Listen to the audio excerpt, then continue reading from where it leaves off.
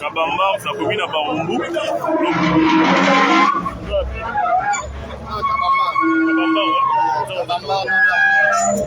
Lopango bozo mona liboso na biso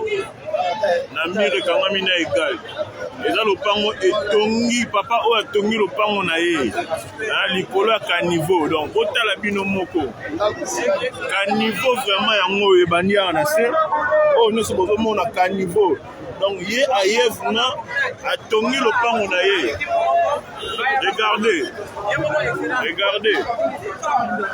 Regardez, la bonne intervention papa oyo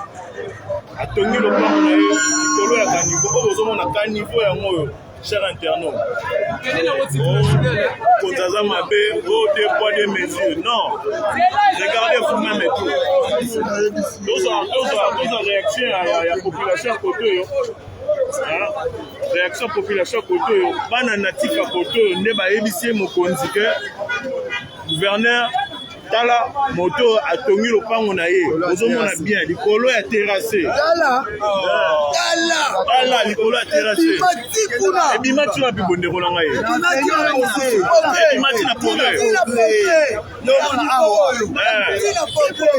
vraiment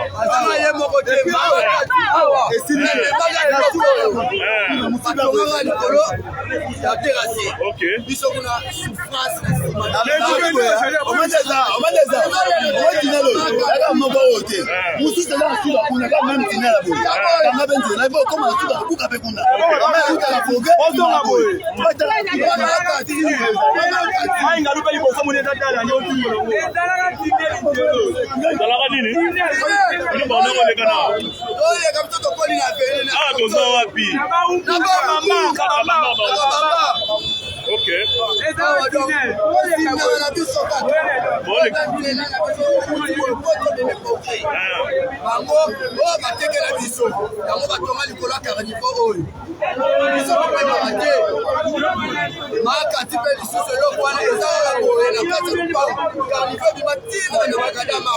Nous comprendre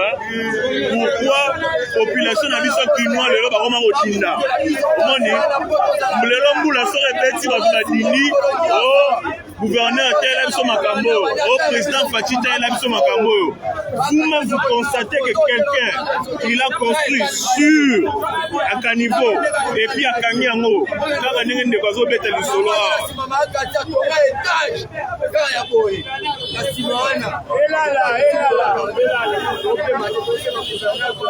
sikoyo tokodinda te ndenge nini population akodinda te caniveau esika mayeleka nzela eza te mpo mayeleka